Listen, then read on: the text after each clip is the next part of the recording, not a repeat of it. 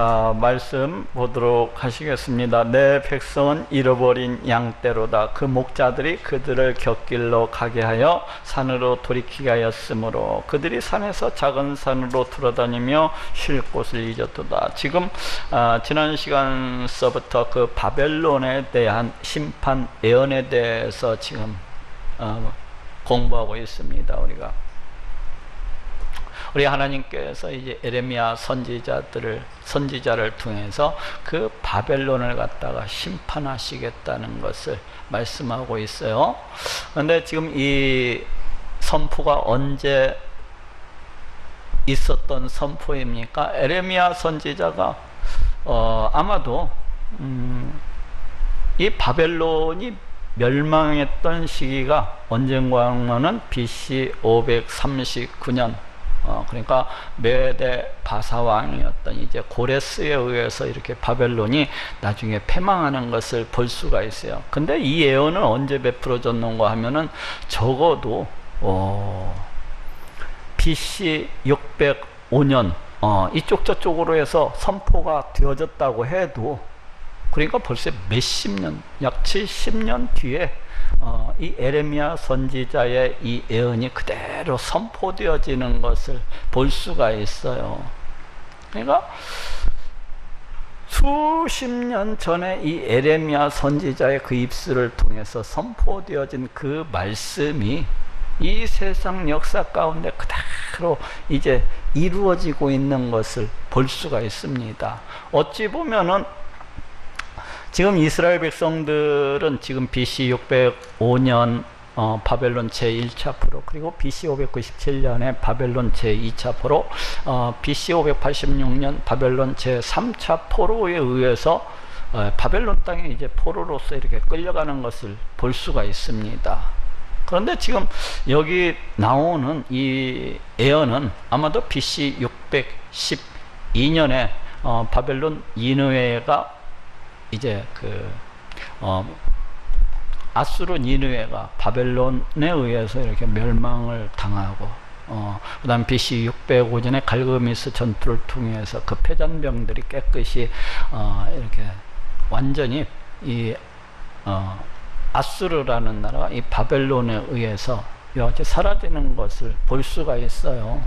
그런데 지금 이스라엘 백성들이 어떻게 보면은 바벨론 땅에 완전히 포로로서 끌려가기도 전에 이 말씀이 선포되어진 것이라고 할 수가 있어요.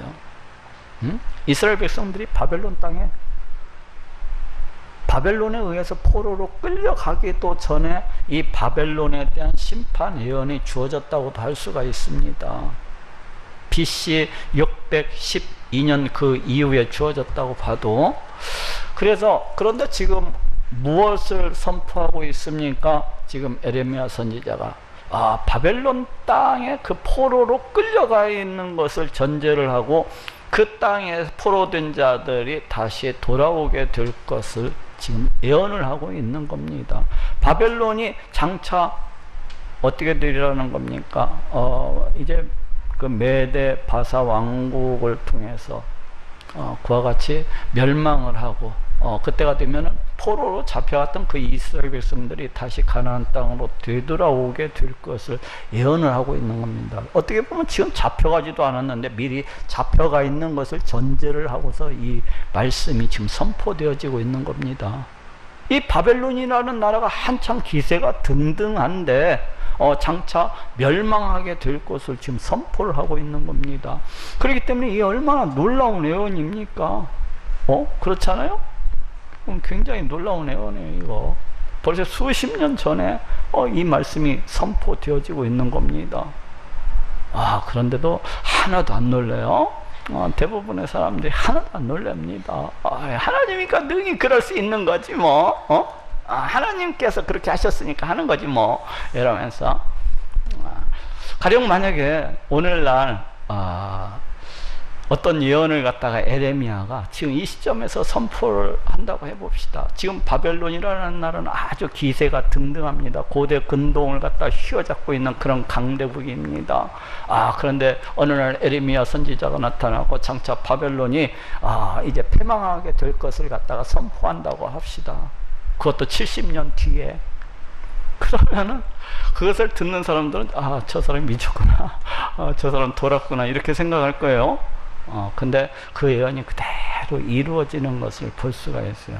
어쨌거나 여기 지금 내 백성은 잃어버린 양떼로다 하고 있는데, 지금 아직 바벨론 땅에 포로로서 아직 다 끌려가지도 않은 것이라고 할 수가 있습니다. BC 605년 이전에 선포되어졌다고 한다면은. 그런데 우리 하나님께서 벌써 이스라엘 백성들이 그 바벨론 땅에 포로로 끌려가 있는 그 상태를 전제하고서 지금 이 말씀을 갖다가 선포하고 있다고 볼 수가 있는 거예요.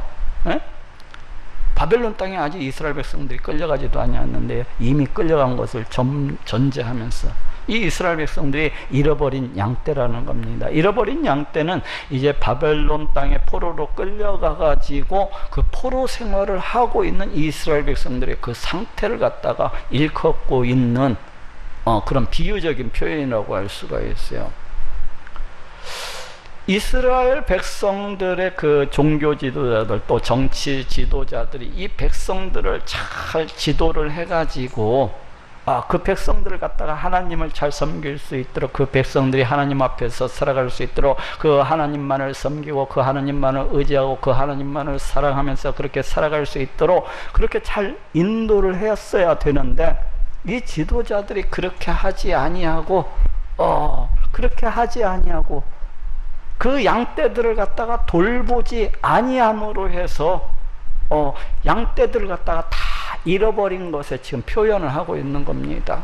다 늑대한테 사로잡혀가 있는, 이리한테 사로잡혀가 있는 그런 모습으로서 이렇게 그리고 길을 잃어버린 그 양떼의 이스라엘 백성들을 갖다가 비유를 하고 있는 겁니다. 지금 바벨론 포로에 끌려가 있는 그 백성들을.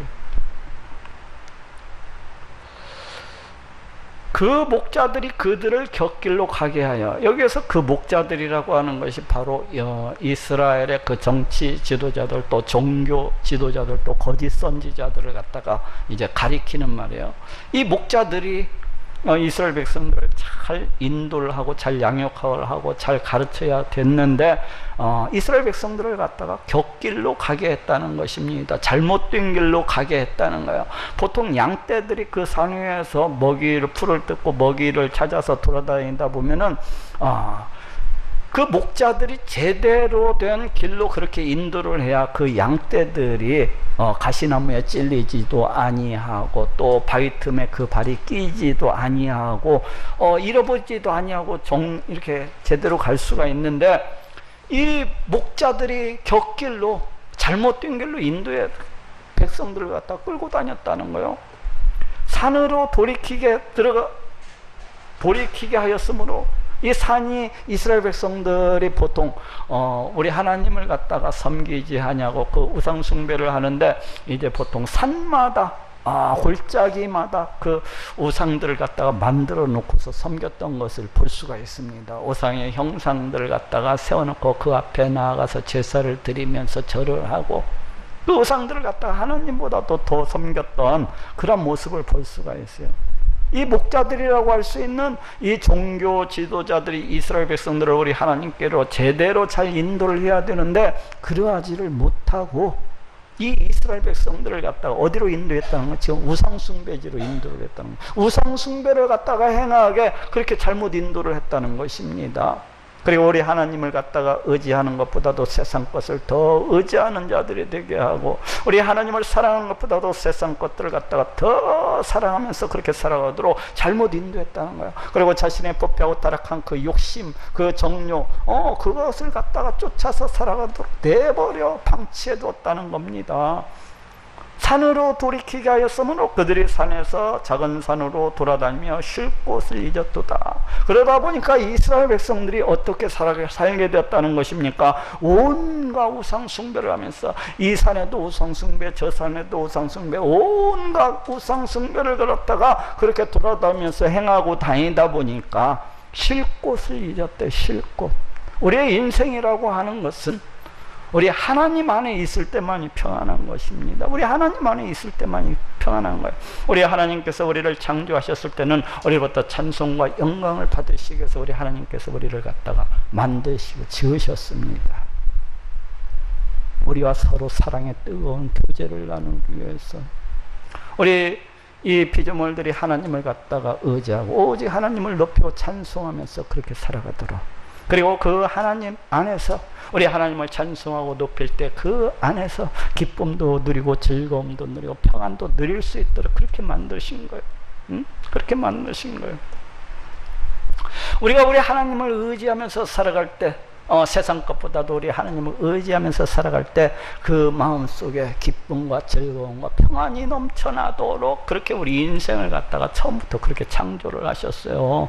그런데 이스라엘 백성들이 어떻게 우상숭배를, 하나님을 떠나가지고 우상숭배를 하면서 살아가기 때문에 그와 같은 기쁨, 그와 같은 즐거움, 그와 같은 평안을 갖다가 잊어버렸다는 겁니다. 하나님을 떠남으로 해서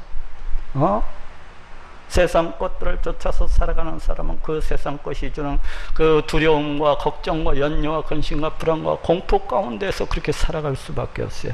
돈을 더 의지해서 살아가는 사람들, 자신의 어떤 재능, 자신의 어떤 지혜를 의지해서 살아가는 사람들, 이 세상 것들을 갖다가 더 의지해서 살아가는 사람은 그 세상이 주는 그 고통과 그 괴로움과 걱정과 근심과 염려와 불안과 공포 가운데서 그렇게 살아갈 수밖에 없습니다. 이 세상에 많은 사람들이 우리 하나님을 떠나서 살아가는 그 사람들이 살아가는 모습을 갖다가 바라보십시오. 그럼 어떻게 살아갑니까? 끊임없는 염려와 근심과 걱정과 두려움과 불안과 공포 가운데서 그와 같이 살아가는 것을 볼 수가 있어요. 건강한 사람은 건강한 사람들의 그 어떤 괴로움과 어떤 염려와 근심과 걱정 가운데서 그렇게 살아갑니다. 야, 돈이 많으면 그래서 나는 걱정, 천만에 돈을 갖다가 수십억씩 쌓아놓고도 염려하고 근심하고 걱정하면서 그렇게 살아갑니다. 야, 이 돈 다 쓰고 나면 어떻게 살지 이러면서 밤잠을 못 자고 걱정하고 염려하면서 그렇게 살아갑니다. 아침에 눈 뜨면은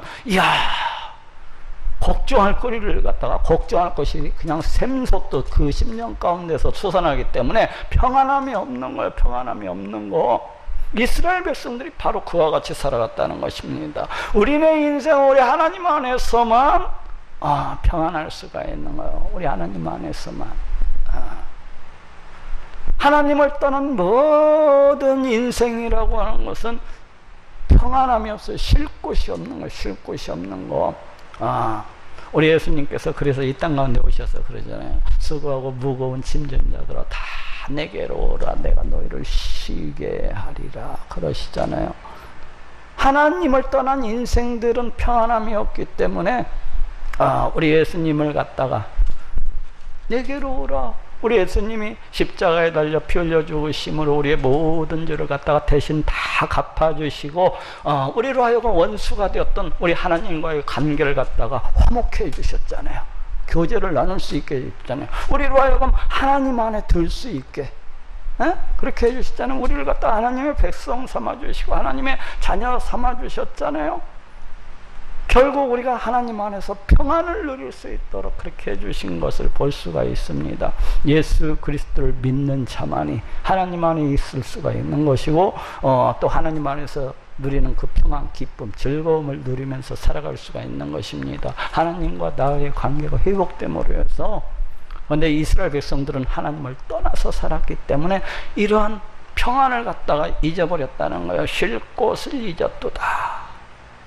그들은 만나는 자들은 그들을 삼키며, 여기에서 그들이 누굽니까? 바로 이스라엘 백성들이에요.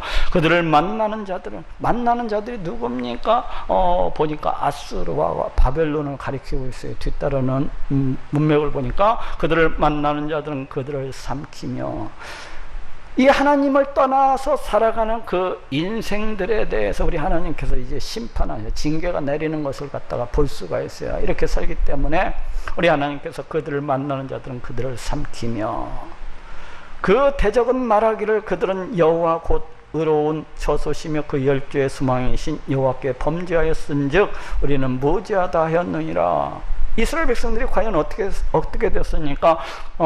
솔로몬 왕 이후로 이스라엘이 북이스라엘과 남유다로 이렇게 갈리는 것을 볼 수가 있어요. 그렇게 해서 우상 숭배하고 하나님을 떠나서 온갖 못된 짓을 일삼고 그렇게 살아가다가 온갖 우상 숭배를 하면서 오직 자기 정욕을 위해서, 자기를 높이기 위해서, 자기 만족을 위해서, 자기 유익을 위해서 그렇게 살아가다가 우리 하나님께로부터 심판을 받습니다. 그래서 BC 722년 북이스라엘 아스르의 침략을 받고서 폐허가 되고 그 살아남았던 자들은 모두 다 아스르 땅에 포로로 끌려가서 흩어버림 당하는 것을 볼 수가 있어요. 1차적으로.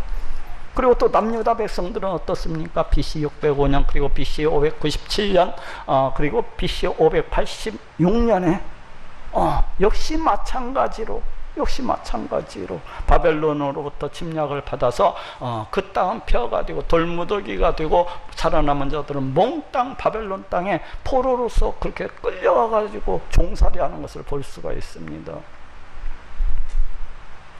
지금 그 얘기를 하고 있는 거예요. 저쪽 한번 찾아봅시다. 에레미야서 40장 1절 3절입니다. 몇 장만 뒤로 넘기면 있겠네요. 에레미야서 40장 1절에서 3절. 제가 빨리 읽어보겠습니다. 시대장 느부사라단이 예루살렘과 유다 포로를 바벨론으로 옮기는 중에 에레미야도 잡혀 사슬로 결박되어 가다가 라마에서 해방된 후에 말씀이 여호와께로서 에레미야에게 임하니라. 이 예루살렘이 이제 BC 586년 바벨론에 의해서 멸망을 당하고 이제 그 살아남은 자들이 이제 포로로 끌려가는 그 시점을 갖다가 지금 가리키고 있어요. 시위대장이 그 바벨론 느부갓네살 시위대장이 에레미야를 불러다가 이르되 네 하나님 여호와께서 이곳에 이 재앙을 선포하시더니, 그러니까 바벨론 사람들이 에레미야의 선포를 갖다가 알고 있었다는 것을 알 수가 있어요. 에레미야가 늘상 어떻습니까? 이제 바벨론의 침략에 의해서 이 이스라엘은 이제 패망을 당하고 살아남은 자들은 모두 다 포로로 끌려갈 것이다 하고 이렇게 재앙을 선포했었지 않습니까? 그것을 갖다가 이제 느부갓네살을 비롯해서 바벨론 사람들이 다 알고 있었던 거예요. 그러니까 그 말을 지금 하고 있는 거예요. 여호와께서 그 말씀대로 행하셨으니 이는 너희가 여호와께 범죄하고 그 목소리를 청종치 아니하였으므로 이 일이 너희에게 임한 것이니라. 결국 에레미야의 선지자의 이 선포를 갖다가 알고 있었던 이 시대장이 그대로 이 말씀을 인용하고 있는 것을 볼 수가 있습니다. 남유다 사람들을 바벨론 땅에 포로로 끌려가면서 이 말씀을 갖다가 그대로 인용하고 있는 것을 볼 수가 있어요. 자, 오늘 본문 50장으로 돌아옵시다. 여기에서도 뭐라고 하고 있습니까? 그 대적은 말하기를 그들은 여호와 곧 의로운 처소시며 그 열조의 소망이신 여호와께 범죄하였은즉 우리는 무죄하다 하였느니라.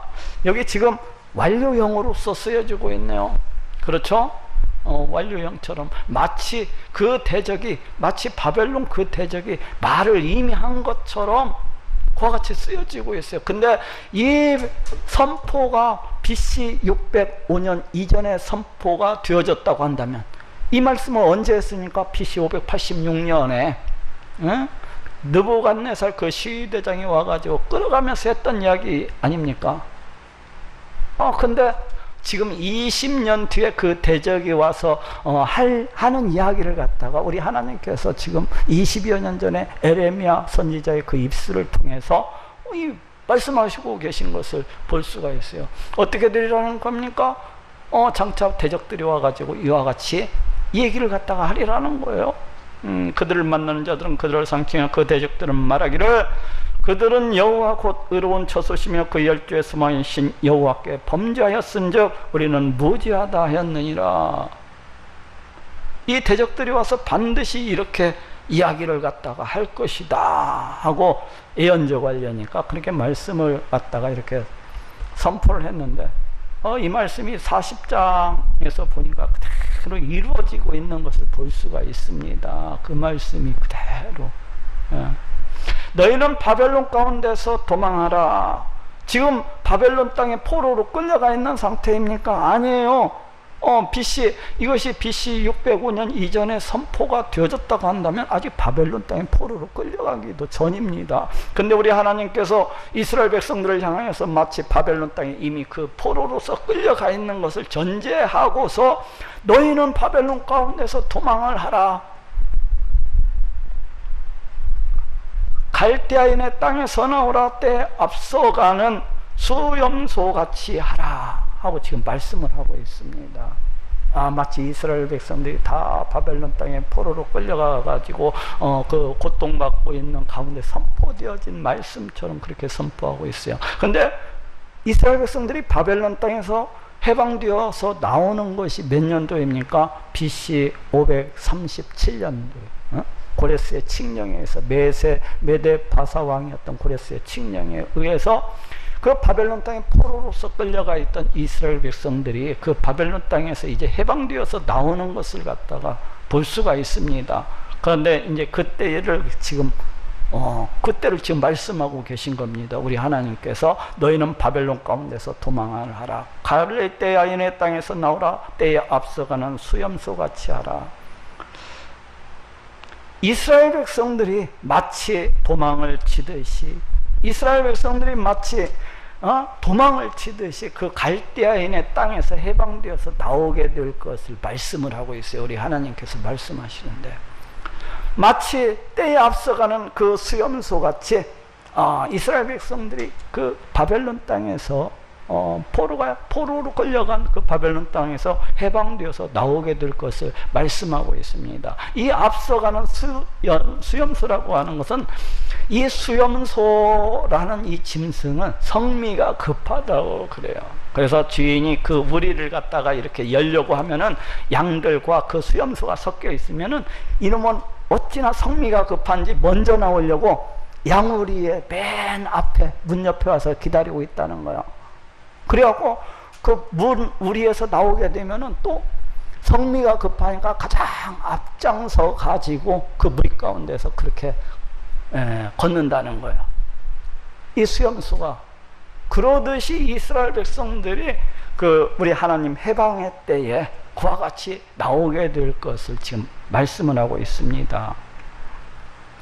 보라, 내가 큰 연합국으로 북방에서 일어나 나와서 바벨론을 치게 하리니. 여기 큰 연합국이 지금 메데 바사 왕국입니다. 여기 연합국이 메데 바사 왕국이에요. 이것이 몇 년이에요? BC 539년. BC 539년 이 메데 바사 왕국이 이제 바벨론을 갖다가 치는 것을 볼 수가 있습니다. 메데 바사 왕국이 지금 이 말씀이 선포되어졌던 시점을 BC 605년경이라고 한다면은 이때 메데 바사라는 나라는 아주 조그만 부족 국가였어요. 아주 변방에 붙어 있는 그냥 조그만 부족 국가였어요. 이 메데 바사 왕국은. 그런데 우리 하나님께서 내가 큰 연합국으로 북방에서 일어나 장차 이 메데 바사 왕국이 커져가지고 이 연합국이 이제 이렇게 바벨론 나라를 갖다가 치는 것을 볼 수가 있습니다. BC 539년에. 그래서 큰 연합국으로 북방에서 일어나 나와서 여기에서 북방에서도 보통 이 메데 바사 왕국은 원래 바벨론 동남부 쪽에 위치해 있는 그런 조그마한 부족 국가들입니다. 그런데 북방에서 온다고 하는 것은 성경에서는 이 북방에서가 우리 하나님께서 이렇게 역사하실 때 주로 북방에서와 같은 이런 표현을 씁니다. 결국 이 메데 바사 왕국으로 하여금 이 바벨론을 치게 하는 것도 결국 누가 하신다는 겁니까? 우리 하나님께서 그렇게 하신다는 거예요. 이 세상 온 우주 만물을 갖다가 다스리시고 통치하시는 우리 하나님께서 내가 그렇게 한다는 겁니다. 내가 그렇게 한다는 거예요. 지금은 너희들 눈에 조그마한 그 부족 국가에 불과한 메데 바사 왕국 그 연합국을 통해서 장차 이 고대 근동을 갖다가 주름 잡고 있는 이 바벨론을 갖다가 치리라는 겁니다. 치리라는 거예요. 바벨론을 치게 하리니 그들이 항우를 버리고 누가? 그 연합국이 메데 바사 왕국의 그 군사들이 항우를 버리고 고대 국가의 싸움은 그렇지 않습니까?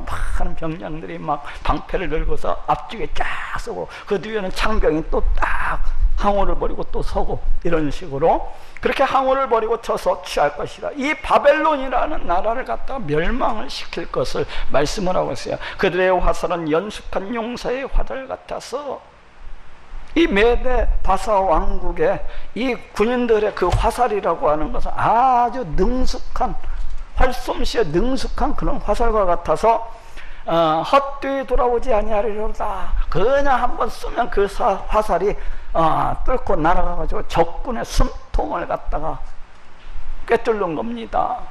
그러하리라는 거예요. 어떻게 되라는 겁니까? 메대 바사 왕국의 이 군사들의 그 뛰어난 활솜씨에 의해서 이 바벨론 왕국이 아주 쉽게 무너지리라는 것을 지금 말씀을 하고 있어요. 갈대아가 약탈을 갈 것이다. 갈대아가 약탈을 당할 것이다. 이 갈대아는 바벨론 사람들의 원주민들이에요. 원주민들. 그래요. 바벨론과 같은 의미로 해서 이렇게 쓰여지고 있어요. 갈대아가 이 바벨론이 약탈을 당할 것이라. 본래는 바벨론 사람들이 수많은 그 국가들을 갖다가 침략을 해서 멸망을 시키고 거기에 있는 모든 것들을 갖다가 다 약탈을 일삼았었는데 이제 그 처지와 형편이 바뀌게 될 것을 말씀을 하고 있어요. 그를 약탈하는 자마다 만족하리라. 이 메대 바사 왕국의 이 군인들이 와가지고 바벨론을 갖다가 약탈해 가는 데 있어서 아주 철저하게 다 약탈해 갈 것을 말씀을 하고 있습니다. 여호와의 말이니라. 우리 하나님께서 도장을 탁 찍고요. 이 세상 온 우주 만물을 다스리고 통치하시는 우리 하나님께서 말씀하시고 내가 반드시 이루겠노라고 도장을 찍고 있는 것과 같아요. 여호와의 말이니라. 나의 산업을 노력하는 자요. 여기서 나의 산업이라고 하는 것은 이스라엘 백성들을 갖다가 가리키는 말입니다. 보통 산업이라고 하는 것은 어떤 토지를 갖다가 우리 사람이 경작하는 그 토지를 갖다가 가리키는 말이에요.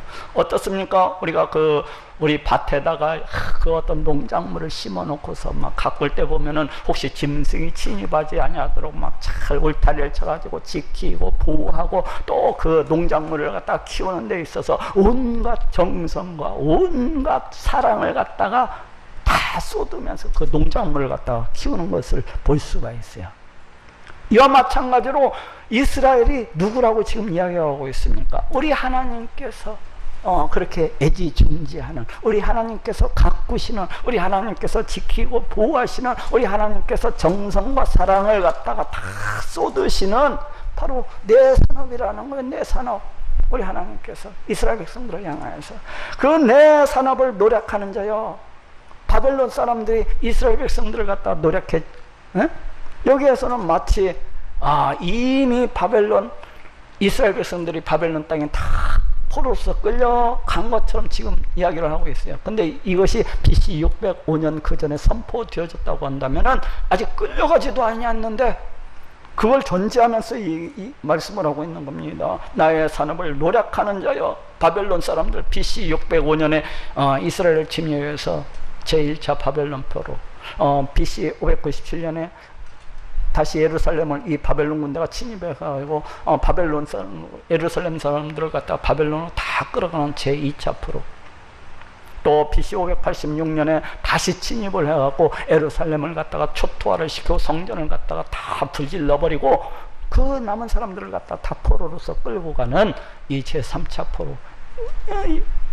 이 바벨론 사람들이 이스라엘 백성들을 갖다 노력하는 것을 갖다 볼 수가 있어요. 지금 그 얘기로 나의 산업을 노력하는 자 누구를 가리키고 있습니까? 바로 바벨론 사람들을 갖다가 얘기하고 있는. 너희가 즐거워하며 기뻐하며 곡식을 가는 송아지같이 뛰며 힘센 말같이 울더라. 이 바벨론 사람들이 이스라엘 백성들을 갖다가 침략해 가지고 그 모든 것들을 갖다가 초토화시키고 불살라버리고 그 모든 것들을 갖다가 다 탈취해 갈 때 어떠했다는 겁니까? 몹시 즐거워하면서 몹시 기뻐하면서 마치 곡식을 가는 송아지같이 뛰면서 힘찬 말같이 울었다는 겁니다. 요즘에는 뭐 곡식 탈고 갈 때 방앗간에서 다 탈고 가고 하기 때문에 이런 것을 표현을 잘 모릅니다. 근데 우리 어렸을 때 보니까 이 벼 탈고 갈 때 보면은 어미소가 이렇게 탈고 가는데 이렇게 하잖아요. 그러면 그 옆에서 송아지가 막 뭣도 모르게 잔치가 였는데 막 이리 뛰어다니고 저리 뛰어나들고 막 좋아가지고 막 앞뒤로 뛰어다니는 것을 볼 수가 있어요. 근데 바로 바벨론 사람들이 이스라엘을 갖다가 약탈을 하는 데 있어서 이 예루살렘을 갖다가 약탈을 하는 데 있어서 이와 같이 기뻐하고 즐거워하면서 막 송아지 같이 그렇게 뛰었다는 거예요. 말같이 막 너무 좋아서 막 울음소리를 내면서 그와 같이 했다는 거예요. 결국 바벨론이 왜 하나님께로부터 심판을 받는지에 대해서 지금 그 이유를 말씀하고 있는 겁니다. 바벨론이 내 백성, 내가 그토록 애지중지하는 내 산업을 갖다가 그와 같이 너희가 기뻐하고 즐거워하면서 그와 같이 너희 욕심을 채웠기 때문에 내가 그렇게 하겠다는 겁니다. 응? 오늘날에도 이 세상 사람들이 어떻습니까? 우리 기독교인들을 갖다 몹시 핍박을 하면서 막 인터넷에 들어가 보면 막 개독교니 무엇이라고 막, 아니 뭐 우리가 그 사람들한테 뭐 잘못한 것이라도 있어? 왜 그렇게 미워? 막 그런데 막 부단히 그렇게 미워하는 사람들이 있어요.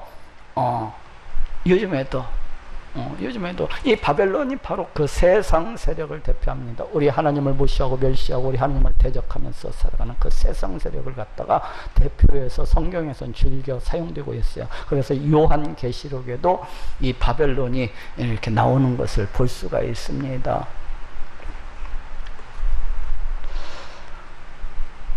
결국에는 어떻습니까? 나중 우리 하나님 심판의 종말의 때에 이와 같이 바벨론처럼 살아가는 이 인생들 또한 똑같이 그와 같은 이유로 심판받게 될 것을 말씀하고 있어요. 우리 하나님의 백성들을 갖다 무단히 핍박을 하고 무단히 노력을 하고 무단히 그런 사람들은 결국 하나님의 백성을 갖다 미워하고 그러는 것이 아니라 우리 하나님을 갖다가 무시하고 멸시하는 겁니다. 결국에는. 그래서 그렇게 행하는 거예요. 그렇게 행하는 거. 그래서 그러한 자들이 나중에 모두 다 우리 하나님의 심판을 받게 될 것을 이것이 말씀하고 있는 겁니다. 지금.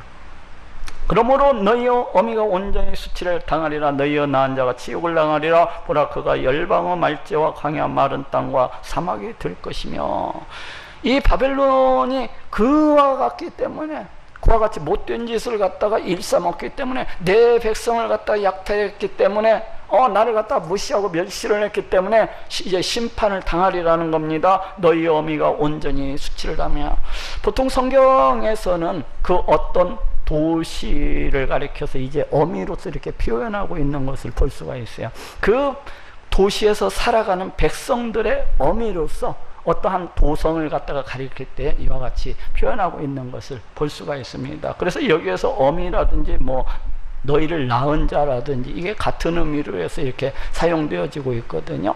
그러면 이 성에서 살아가고 있는 사람들의 그 도성을 갖다가 비유적인 의인화시켜서 이야기할 때 이와 같이 어미, 낳은 자라는 이런 표현들을 갖다가 쓰곤 해요. 너희의 어미가 결국 무엇입니까? 바벨론 그 도성을 갖다가, 그 나라를 갖다가 가리키는 말입니다.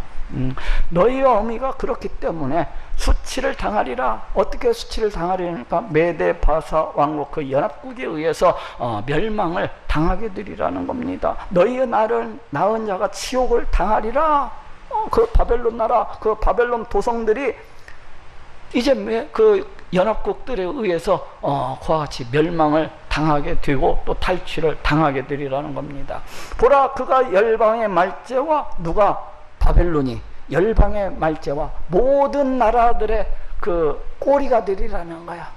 바벨론이 그동안은 어떻습니까? 세상에 그 고대 근동을 갖다가 다 차지하고 있었기 때문에 첫째였지 않습니까? 떵떵거리면서 그렇게 살았지 않습니까? 그런데 우리 하나님께서 심판하심으로 이제 말째, 꼬리가 되게 모든 세상 나라들 중에서도 가장 뒤떨어지는 그런 나라가 되게 하리라는 거요. 광야가 어떻게 생겼어요? 풀 한 폭이 나지 아니한 그런 땅이 아닙니까? 척박한 땅이 아니면 바로 그와 같이 되리라는 겁니다. 마른 땅과 사막이 될 거예요. 마치 사막처럼 될 것이라는 거예요.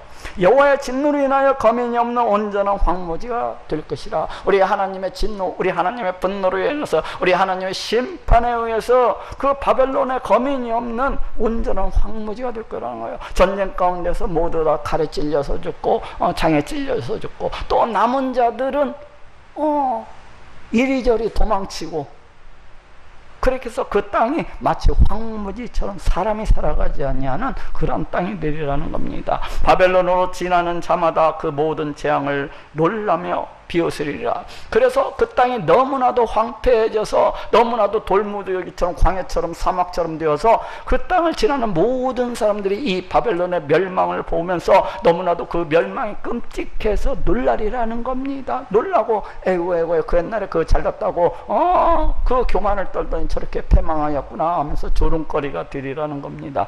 바벨론을 둘러 항우를 벌이고 활을 당기는 모든 자여, 메대 바사 왕국의 그 군인들을 가리켜요. 화살을 아끼지 말고 쏘라. 그가 여호와께 범죄하였음이니라.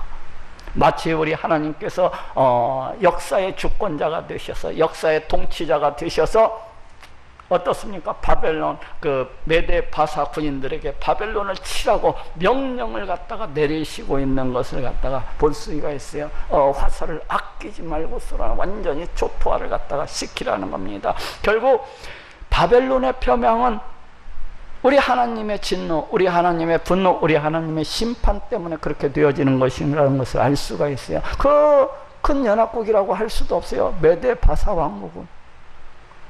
그런데 그 나라에서 바벨론이 어떻게 되어지는 겁니까?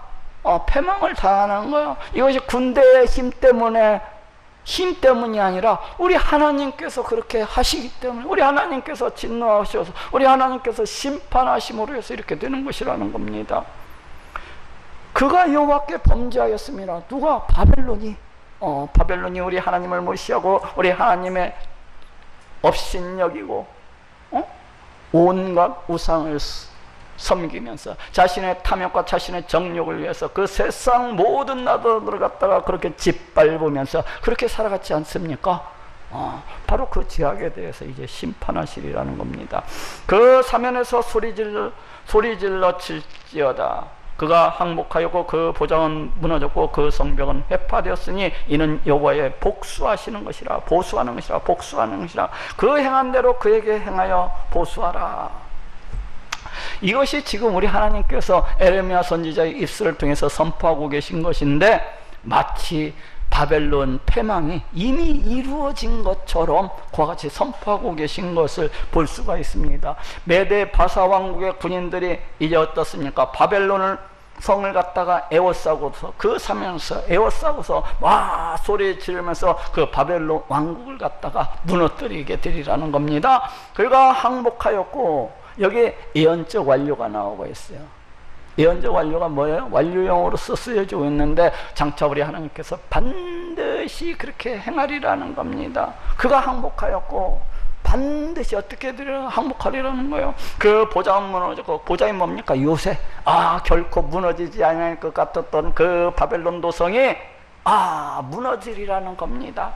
그 성벽은 회파되었으니, 그 성벽이 결코 회파되지 아니할 것만 같았어요. 철옹성과도 같았었는데 그 성이 회파되어지리라는 거예요. 마치 앞으로 수십 년 뒤에 일어날 일을 우리 하나님께서 마치 눈앞에 보고 계시듯이 에레미야 입술을 통해서 선포하고 계신 것을 볼 수가 있습니다. 왜 이렇게 되리라는 겁니까? 이는 여호와의 보수하는 것이다. 우리 하나님께서 복수하는 것이라는 겁니다. 자기 자신을 무시하고 우리 하나님을 무시하고 우리 하나님을 멸시하고 또 하나님의 백성들을 갖다가 못살게 굴었던 이 바벨론에 대해서 우리 하나님께서 복수하는 것이라는 겁니다. 이것은 무엇을 말씀하고 있습니까? 세상 종말의 때에 장차 있을 우리 하나님의 심판을 예표하고 그에 대한 보증으로서 지금 이 사건이 기록되어지고 있어요. 이것이 바로 원근 통시적인 예언 방법입니다. 우리 하나님께서 예언을 하실 때 가까움과 멀리 있는 사건을 갖다가 마치 한 곳에서 마치 역사를 관통해서 바라보듯이 예언을 갖다가 하고 계신 것을 볼 수가 있어요. 성경에서는. 그래서 처음 사건이 성취되어짐으로 해서 그 나중에 남아있는 예언들은 어떻게 되라는 거예요? 반드시 성취되어질 것을 보증을 하고 있습니다. 뒤에 일어날 사건들의 예표가 되고 있는 것을 볼 수가 있어요. 파종하는 자와 추수때에 낫을 잡은 자를 바벨론에서 끊어버리라. 고대 시대에는 이 농업이라고 하는 것이 국가 산업에 매우 중요했어요. 경제의 축을 이뤘어요. 이 농업이라고 하는 것이. 근데 어떻게 되리라는 겁니까? 그 바벨론 땅에서 이 농사 짓는 모든 자들을 다 끊어버리라고 말씀하고 있어요. 추수 때 낫을 잡은 자를 파종하는 자, 결국 씨 뿌리는 자도 없게 될 것이라는 거예요. 왜? 다 메대 바사왕국 군인들에 의해서 다 목배임을 당해 죽었기 때문에 또 추수할 사람도 없으리라는 겁니다. 결국에는 바벨론 경제가 파멸이 될 것을 갖다가 말씀을 하고 있습니다. 예? 바벨론에서 끊어버리라. 사람들이 그 압박하는 칼을 두려워하여 자기 동족에게로 돌아가며 고향으로 도망하리라. 이 사람들이 누굽니까? 바벨론 땅에 포로로서 잡혀가 있는 그 이방 사람들, 포로로서 잡혀가 있는 이방 사람들. 나중에 이제 이 속에는 물론 남유다 사람들도 이제 포함이 되겠죠. 나중에는 지금은 아직 포로로 잡혀가 있지 않은 상태에서 예언이 선포되어지고 있기 때문에 나중에는 이제 이스라엘 백성들도 다 포로로 끌려가게 되면은 이 사람들이라고 하는 것은 이제 남유다 사람들도 이스라엘 주변에 뭐 시돈이라든지 두로라든지 암몬, 모압, 에돔, 블레셋, 저 밑에 애굽 사람들까지 다 포함되는 말이라고 할 수가 있어요. 그 압박하는 칼을 두려워하여 그 메대 바사 그 군사의 그 칼들을 갖다가 두려워하여 각기 동족에게로 들어가며 그 고향으로 도망하리라. 그 메대 바사 그 군대가 이제 쳐들어올 때에 그 모든 자들은 다 도망을 치게 되리라는 겁니다. 그 칼을 압박하는 칼을 갖다가 두려워해서 이스라엘은 흩어진 양이라 사자들이 그를 따르도다. 여기서 이스라엘이라고 하는 것은 뒤에 이어지는 문맥으로 봐가지고 북이스라엘과 남유다를 갖다가 가리키고 있는 말입니다. 근데 흩어진 양이라 하고 이렇게 표현을 하고 있어요. 양떼들을 갖다가 이제 늑대라든지 그 어떤 사자가 이렇게 침입을 하면 어떻습니까? 그 양떼들이 막 뿔뿔이 흩어지는 것을 갖다 볼 수가 없어요. 막 그 늑대를 피해서 그 이리를 피해서 막 이리저리로 또 사자를 피해서 이리저리로 막 흩어지는 것을 볼 수가 있어요. 근데 이스라엘은 흩어진 양이라 바로 그와 같이 이민족들의侵略을 받아서 그와 같이 흩어지는 그런 양이 이스라엘 백성들을 갖다가 비유를 하고 있습니다. 지금 이 예언이 선포되어진 시점이 BC 605년이라고 봤을 때 605년 이전이라고 봤을 때는 여기에서 이 흩어지는 양이라 앞으로 장차 그와 같이 되리라는 것을 갖다가 말씀을 하고 있어요. 그렇죠? 사자들이 그를 따르더라. 사자들이 이 이스라엘 사자들이 누굽니까? 이민족들 아수르와 바벨론을 갖다가 가리키고 있어요. 처음에는 아수르 왕이 먹었고 북이스라엘을 BC 722년 아수르 왕이 아수르가 침입을 해갖고 북이스라엘 이 사마리아 성을 갖다가 다 초토화시키고 그 백성들을 갖다가 다 죽이고 또 살아남은 자들은 포로로서 다 끌어갔던 것을 볼 수가 있어요. 다음에는 바벨론 왕 느부갓네살이 그 뼈를 걷도다. 다음에는 어떻게 되리라는 겁니까? 느부갓네살이 이제 쳐들어와 가지고 그 남은 남유다 백성들을 갖다가 다 죽이고 또 포로로서 끌어가리라는 것입니다. 여기 느부갓네살이 그 뼈를 꺾도다. 그러므로 나 만군의 여호와 이스라엘 하나님이 이같이 말하노라. 보라, 내가 아수르 왕을 벌한 것까지 바벨론 왕과 그 땅을 벌하고.